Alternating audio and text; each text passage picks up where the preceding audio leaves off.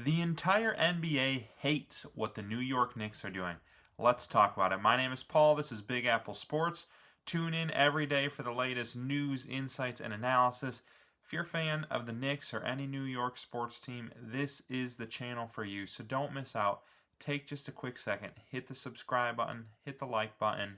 Got a lot more Knicks content coming, and this should be an incredible season. And frankly, I think the entire NBA is on notice of the Knicks right now. Like, this is supposed to be the dead time for the NBA.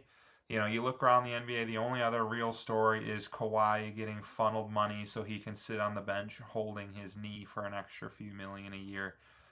But other than that, it's just Knicks signing after Knicks signing after Knicks signing. Nobody else is really doing anything except for the Knicks. Just quickly kind of recapping some of what they've done lately. I think you all saw they re-signed Landry Shamet. Dude has been a Knick for several years, has been just a good bench player, can come out, hit a three, play some defense. They also signed Malcolm Brogdon. The big question with him is, of course, injuries, but when he's healthy, like, this is another guy. He can hit threes, he can defend, he's a good leader, he's played in the playoffs, just a great veteran signing. And in just a second, after I recap a couple other signings, I'm going to tell you about why I really think these moves are going to help push the Knicks to the next level. So then moving on, they just brought in Matt Ryan and Alex Len to compete for roster spots. You might remember Matt Ryan a little bit, who played for the Knicks last season. Alex Len is probably the more proven NBA player of the two. He's been with the Kings the last 4 years and has honestly had some good years for him. Not sure how much playing time either of these guys will get, or if they're even for sure going to make the team. But then just kind of looking at where they are depth chart wise right now, at the point, obviously, it's going to be Brunson, and they got sixth man of the year, or former sixth man of the year, Malcolm Brogdon, now to back him up. Tyler Kolek, I've done a video on him. I think he's ready to take another step forward, or maybe with all these signings, he's just going to be trade bait. We'll see.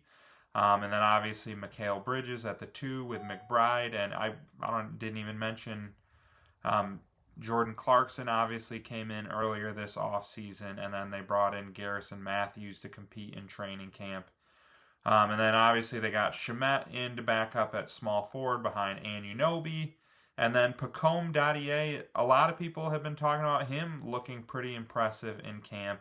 And then their other big-time acquisition this offseason was Gershon Yabusele to be behind Josh Hart.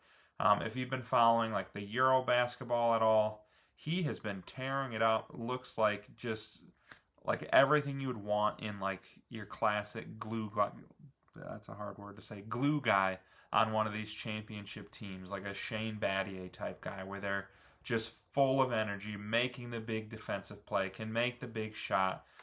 Just like you can just see, he is the engine behind the French team that played great at the Euros. And then obviously you got Karl Anthony Towns and Mitchell Robinson.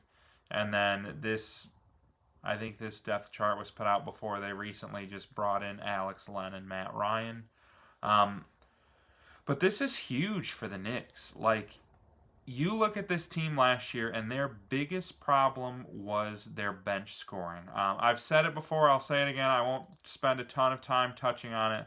But like, you look at their series against the Pacers, and they just got nothing from their bench. Obviously, when Mitchell Robinson started and Josh Hart played the sixth man, or vice versa, like, they had a good six-man rotation.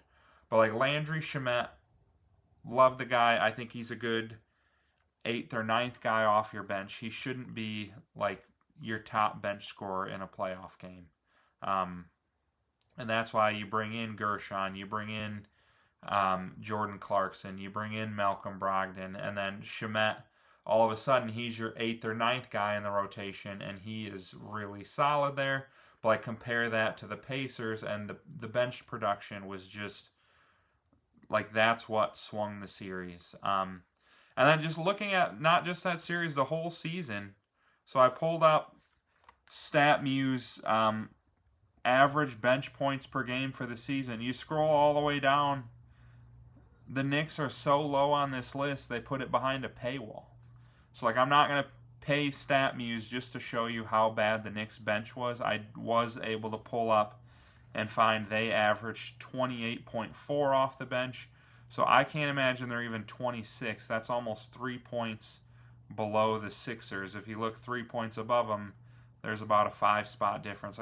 The Knicks might have been the worst team in the NBA last year off the bench. So bad they were put behind a paywall that I'm not going to pay for. But like that was what the Knicks needed to address, and they did it big time. Like not only is this a decent bench now, this might be one of the best benches in the entire NBA. And I know there's a lot of people who are kind of worried. I've heard a lot, like I've seen some articles talking about like, hey, Pacome Dadier and Tyler Kolek, they're improving, they're young. Do we really want to bury them on our bench and stunt their growth? Or like it's possible because they have a limited amount of roster spots. Some of these guys they brought in are either not going to make the team or they're going to have to trade a Tyler Kolek or a Dadier. And there's people saying, no, it's not worth it. Like you got to keep the young talent. But I'm in the camp. This is the Knicks' year to go all in and try to win the championship.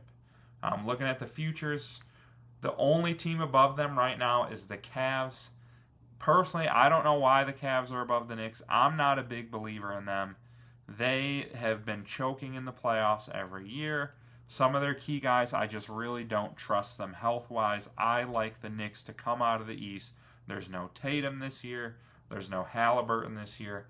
Like, the Knicks need to come out of the East this year. They will never have a better opportunity than this. It's time to go all in. And then having all this depth, too, it makes the possibility of a big-time trade more feasible. Like you look at like the Suns, I think the big problem they had when they brought in KD is they traded so many different guys to bring in KD and to bring in Beal that they were literally left with like a 6-man rotation. And honestly, they really didn't have much after their big three. But the Knicks have so many guys and some of these young players, like they can trade 3 or 4 of them and several picks, match them up with maybe Cat, and you could end up with Giannis on the team. Like, they have all the pieces in place to be able to make a big trade, shed a couple rookies, maybe even shed a veteran, and still have a really deep bench. So I love where the Knicks are at right now. I think they are the team to beat in the East. I think right now everybody in the NBA is just sitting here watching the offseason unfold and just seeing guy after guy after guy sign with the Knicks. And they got to be hating it because this is already one of the best teams in the NBA, and I think they're that much better now. One of the deepest teams in the NBA. Should be a lot of fun to watch. Knicks fans, I always want to hear from you. Give me your takes on the Knicks. Who is your favorite signing this offseason? Predictions for this season. Give me all that in the comments. I'll try to respond to you. And then just take a quick second on your way out. Hit the subscribe button. Hit the like button. Got a lot more Knicks content coming.